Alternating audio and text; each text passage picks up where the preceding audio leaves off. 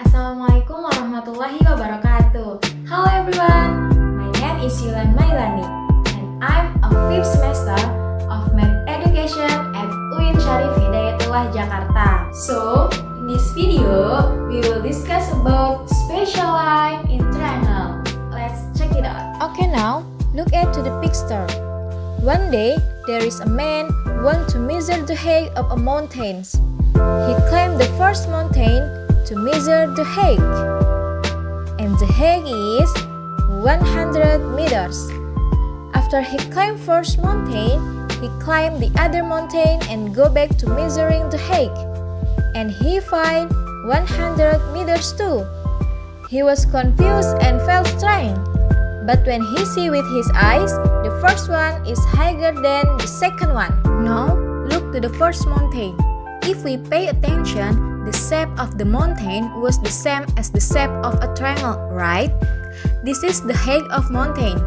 And if we see that's right, the shape same with the triangle, then it is also called the height of triangle. In the second picture, we see two men. One is thin and one is fat standing. Try to see who is higher between the two? Yep, right. The taller ones were fat men. But let's open the door and take a look. It turned out that the fat man was standing behind the other man. And if we notice again that the height of both of them is the same if they stand on the same stairs.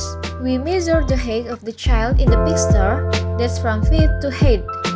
The height of the triangle is from the base to the opposite side of the base.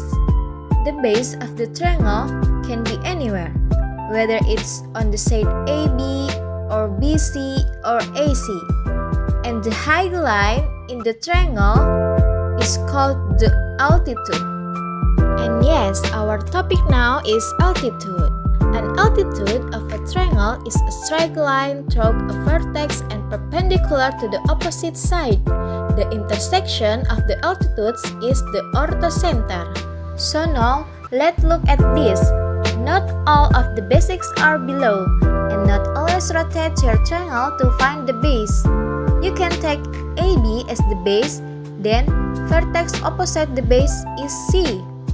So, simply draw the perpendicular from C to the base. Again, if BC is the base, then draw the perpendicular from the opposite vertex, which is A. And the last, if AC is the base, then drawing the perpendicular from the opposite vertex, we call altitude.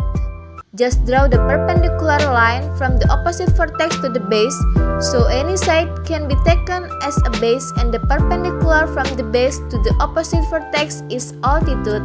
About altitude, different triangles have different types of altitude. Below is an overview of different types of altitudes in different triangles. The first is altitude of an obtuse triangle. For an obtuse angle triangle, the altitude is outside the triangle. For such triangles, the base is extended and then a perpendicular is drawn from the opposite vertex to the base. For an obtuse triangle, the altitude is shown in the triangle below. The second is altitude of a right triangle. The altitude of a right angle triangle divides the existing triangle into two similar triangles. According to right triangle altitude theorem, the altitude on the hypotenuse is equal to the geometric mean of line segment formed by altitude on hypotenuse. Next is altitude of an isosceles triangle. The isosceles triangle altitude bisects the angle of the vertex and bisects the base. It should be noted that an isosceles triangle is a triangle with two congruent sides, and so the altitude bisects the base and vertex.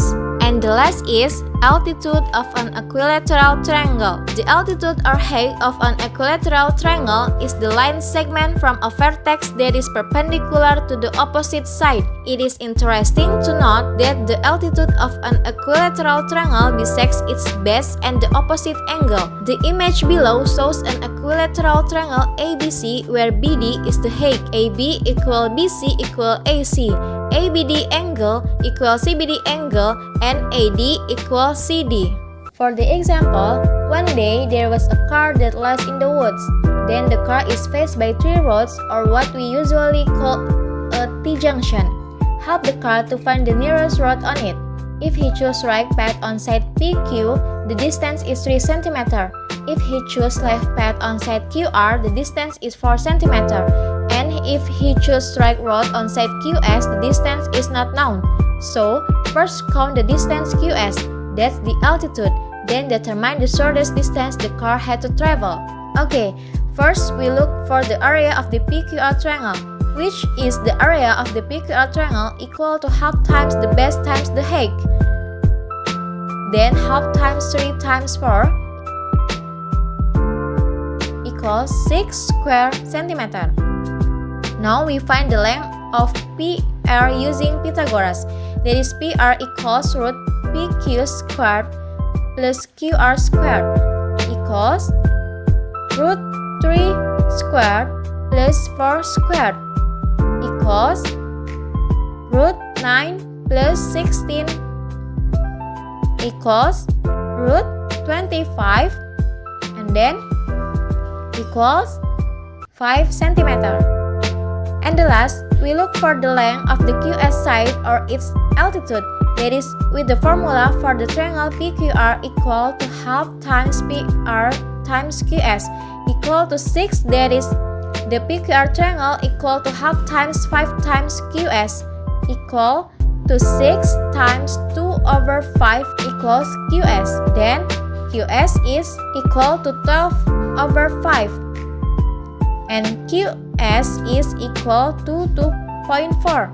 So the QS distance is 2.4 and the shortest distance the car had to travel is the QS side. Okay guys, this is the last part of my video. I just want to say thank you very much for your attention. And if in my video there is a wrong, please add it in the comment column with the other reference. But if you feel the benefit or more, please share it to your friends, to the other friends who need it. This is the last for me. Wassalamualaikum warahmatullahi wabarakatuh.